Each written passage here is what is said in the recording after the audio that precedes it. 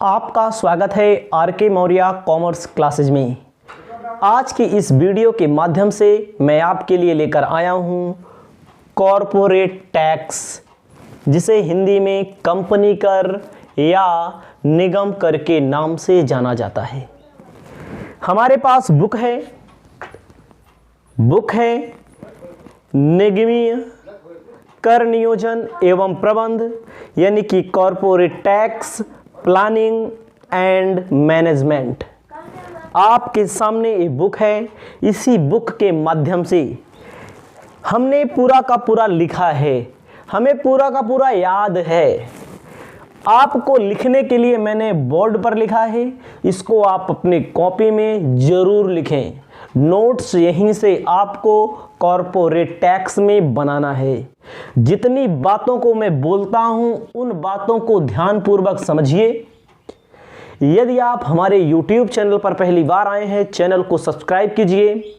यदि आप पूरे के पूरे कॉरपोरेट टैक्स बीकॉम एमकॉम के किसी भी सब्जेक्ट की कोचिंग पढ़ना चाहते हैं, दिए गए हमारे मोबाइल नंबर पर संपर्क करके हमें थोड़ा सा आर्थिक भुगतान करके आप पूरी की पूरी क्लास को ज्वाइन कर सकते हैं। शुरुआत करने जा रहे हैं। निगम कर या कंपनी कर, कॉरपोरेट टैक्स किसे कहा जाता है? इसके पहले आपने पढ़ा होगा इनकम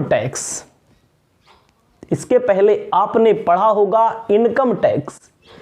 इनकम टैक्स में किसी व्यक्ति की कुल आय पर टैक्स लगाया जाता है। इनकम टैक्स में किसी व्यक्ति की कुल आय पर टैक्स लगाया जाता है। लेकिन हम लोग जो निगम कर पढ़ेंगे, कॉरपोरेट टैक्स पढ़ेंगे, इसमें किसी कंपनी के कुल आय पर टैक्स लगाया जाता है। ध्यान दीजिएगा, इसके पहले आप पढ़े होंगे इनकम टैक्स। इनकम टैक्स में किसी व्यक्ति की कुल आय पर टैक्स लगाया जाता है। और हम लोग अब पढ़ रहे हैं कॉरपोरेट टैक्स। कॉरपोरेट टैक्स में किसी कंपनी की कुल आय पर टैक्स लगाया जाता है। इनकम टैक्स से मिलता जुलता है, ठीक है। तो आपको ध्यान देना है। आज से आपके पेपर में अगर पूछ ले कॉरपोरेट टैक्स या निगमीय कर या कंपनी कर या निगम कर से क्या आशय है, तो आपको क्या लिखना है? आपके सामने मैंने लिखा है, पढ़ देता हूं, समझा देता हूं। आप अपनी कॉपी में जरूर लिखें। कोई भी दिक्कत होती है तो हमें जरूर बतावें। क्या कह रहा है? कंपनी कर से तात्पर्य उस कर से है। कंपनी कर से तात्पर्य उस कर से है जो एक कंपनी अपनी कर योग्य आय पर कर देती है। ध्यान दीजिएगा, कंपनी कर का तात्पर्य, कंपनी कर का आशय उस कर से है जो कंपनी अपनी कर योग्य आय पर टैक्स देती है, कर देती है। केवल केंद्रीय सरकार को ही कंपनियों पर कर लगाने का अधिकार है। आपने इनकम टैक्स में पढ़ा है, इनकम टैक्स केंद्र सरकार के अधीन वित्त मंत्रालय का एक महत्वपूर्ण विभाग आयकर विभाग होता है। आपको मैंने बताया है। आप ध्यान दीजिएगा, केवल केंद्र सरकार को ही कंपनी पर कर लगाने का अधिकार है। राज्य सरकार इनकम टैक्स नहीं लगाती, राज्य सरकार कॉरपोरेट टैक्स नहीं लगाती। कौन लगाता है? केंद्र सरकार, भारत सरकार लगाती है, ठीक है। आगे क्या कहा गया है? भारतीय संविधान के अनुच्छेद 366 ये धारा है कि उपधारा 6 के अनुसार कंपनी कर का तात्पर्य उस कर से है जो कंपनी आय पर देती है तथा निम्न शर्तें पूरी करती है। आपसे सीधा सीधा सवाल, सीधा सीधा थ्योरी पूछेगा, कंपनी कर निगम कर से क्या आशय है? आपको ध्यान देना है, जरूर पूछेगा पेपर में क्वेश्चन, क्योंकि कॉरपोरेट टैक्स का पेपर आप देने जा रहे हैं। निगम कर से आशय, कॉरपोरेट टैक्स से आशय पूछता है तो आपको केवल इतना लिखना है, निगम कर का आशय उस कर से है जो किसी कंपनी की कुल आय पर लगाया जाता है, ठीक है।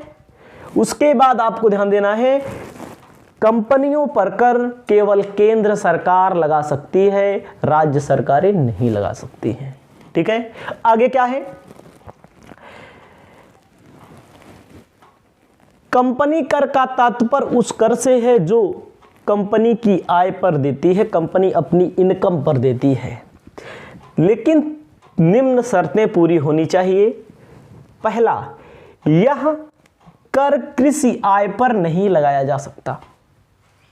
जो कंपनी वाला कर होता है एक कृषि आय पर नहीं लगाया जा सकता। ठीक है, मतलब खेती बाड़ी की आय पर नहीं लगाया जा सकता। अगला, कंपनी द्वारा दिया हुआ कर, जो कंपनी टैक्स देती है, कंपनी टैक्स देती है, अंशधारियों की ओर से दिया हुआ कर माना जाता है। कंपनी के स्वामी कौन होते हैं? कंपनी के स्वामी अंशधारी होते हैं। कंपनी ने टैक्स दिया तो इसका मतलब किसने टैक्स दिया? अंशधारियों ने टैक्स दे दिया। ध्यान दीजिएगा फिर से, कंपनी द्वारा दिया हुआ कर, अंशधारी, अंशधारी कौन होते हैं? कंपनी के स्वामी, जो कंपनी में पैसा लगाए होते हैं, उनके द्वारा, उनकी ओर से दिया गया कर माना जाता है। अतः उन्हें इस संबंध में कोई कटौती नहीं मिलती है। इस संबंध में किसी प्रकार की कोई कटौती नहीं मिलती है। यानी कि किनको कटौती नहीं मिलती है? अंशधारियों को कोई कटौती नहीं मिलती है। कटौती किसे मिलेगी? कंपनी को कटौती मिलेगी।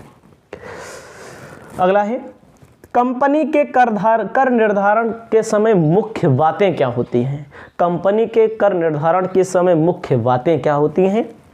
पहला, एक कंपनी की आय चाहे जितनी कम हो, संपूर्ण आय पर कर देना होगा। आप इनकम टैक्स में पढ़े होंगे, अगर नहीं पढ़े हैं तो हमसे संपर्क करेंगे तो आपकी मदद करेंगे, कुछ वीडियोस भेज देंगे, आप पढ़ भी सकते हैं। कंपनी की आय चाहे जितनी कम हो, उसे संपूर्ण आय पर टैक्स देना होगा। आपने इनकम टैक्स में क्या पढ़ा है? जिस व्यक्ति की आयु 60 वर्ष से कम है उसके लिए कर योग्य सीमा, कर मुक्त सीमा निर्धारित की गई है। जिस व्यक्ति की आयु 60 वर्ष से अधिक है, 80 वर्ष से कम है, उसके लिए अलग स्लैब बनाया गया है। जिस व्यक्ति की आयु 80 वर्ष से अधिक है उसके लिए अलग स्लैब बनाया गया है। कुछ अमाउंट इनके लिए रखा गया है कि कर मुक्त हो, इतना तक कमाएंगे तो टैक्स नहीं लगेगा। लेकिन कंपनी चाहे जितना कम पैसा कमाएगी, कंपनी को टैक्स देना पड़ेगा। ध्यान देना, इनकम टैक्स में आपने पढ़ा है कुछ व्यक्तियों पर टैक्स नहीं लगाया जाता, कुछ न्यूनतम राशि उनके लिए छोड़ दी जाती है। वह न्यूनतम राशि मैं आपको इनकम टैक्स में बताता हूं, इसमें नहीं बता सकता। अगला है, कंपनी की कुल आय की गणना करते समय सकल कुल आय में से कुल आय कैसे निकाला जाता है? इनकम टैक्स में आपको पढ़ाया गया है income from salary, income from house property, income from business profession, income from capital gain, income from other sources.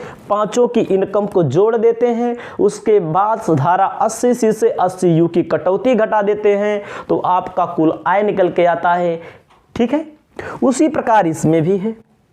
कुल आय की गणना करते समय सकल कुल आय में से क्या क्या घटाया जाएगा? धारा 80G की कटौती है, आगे मिलेगी, आगे आपको बताया जाएगा जब कुल आय की गणना हम लोग करेंगे तब। धारा 80GGA, धारा 80GGB, धारा 80IA, धारा 80IAB, धारा 80IAC, धारा 80IB, धारा 80IBA, धारा 80IC, धारा 80IE, धारा 80JJA, धारा 80JJAA, धारा 80JA, ये हमारा धारा 80 देख लेते हैं। धारा 80 यल है, एक जे है, उल्टा तो नहीं बना दिया मैंने, कोई दिक्कत नहीं है, यल ए है, ठीक है। धारा 80 LA एवं 80 PA की कटौती मिलेगी। वहां पर धारा 80C से 80U की कटौती मिलती थी, यहां पर इतनी धाराएं हैं सकल कुल आय में से घटाई जाएंगी। 1% एक भी क्वेश्चन में आपको दिक्कत नहीं होगी, जो भी न्यूमेरिकल मैं बताऊंगा। तीसरा नंबर, कंपनी अपने नाम से कर का निर्धारण करेगी। कंपनी में कई अंशधारी होते हैं, कोई भी कंपनी होगी अपने नाम से, उसके नाम से कर का निर्धारण किया जाएगा, कंपनी के नाम से टैक्स को चुकाया जाएगा। ठीक है। कंपनी की कुल आय पर एक सी दर से कर लगता है। मैंने आपको बताया इनकम टैक्स में स्लैब है, 5%, 10%, 15%, 20% है, सब ऐसे है परसेंट वाइज, लेकिन इसमें एक दर 30%, 40% ऐसे होता है, आगे मिलेगा आपको।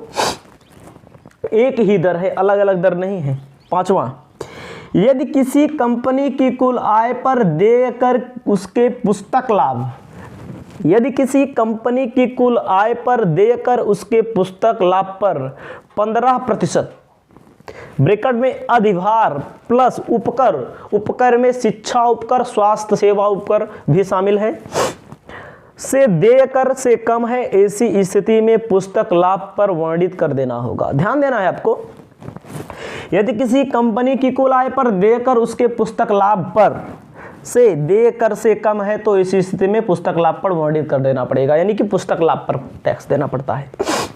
अगला है, यदि घरेलू कंपनी, घरेलू कंपनी का मतलब इंडियन कंपनी, जो लाभांश वितरित करती है तथा माने गए लाभांश, मतलब जो लाभांश देना है, धारा 2 की उपधारा 222 की उपधारा ए सेक्शन ए से ई पर उसे धारा 115 ओ के अंतर्गत कर देना होगा। ठीक है। घरेलू कंपनी के संबंध में नियम है। ये सब मान लीजिए थोड़ा से कम आपको समझ में आ रहा होगा, इसको लिख लीजिए, आगे पूरा का पूरा आपको समझना है, पढ़ना है। 7वां नंबर, यदि एक घरेलू कंपनी अपने अंशधारियों से अंश वापस खरीदती है, मतलब घरेलू कंपनी है, अंशधारियों को अंश निर्गमित किया था, वापस ले लेती है, खरीदती है, तो उसे वितरित पर 115 QA के अंतर्गत कर देना होगा। ध्यान दीजिएगा, इतना मैंने आपको बताया है, इसको आप अपनी कॉपी में लिख लें, वीडियो को फिर से देख लें अगर नहीं समझ में आया है। आपको अगली वीडियो में मिलेगा कर बचाव कैसे कहते हैं, कर वंचन किसे कहते हैं, कर नियोजन किसे कहते हैं। जितने जितने आपके यहाँ इंपॉर्टेंट क्वेश्चन हैं सभी को मैं थ्योरी बताऊंगा, पूरे के पूरे न्यूमेरिकल बताऊंगा। इसी में कोई भी दिक्कत होती है तो आप हमें जरूर बतावें। इस वीडियो में इतना ही, अब मिलेंगे आपको अगली वीडियो में, तब तक के लिए जय हिंद, जय भारत।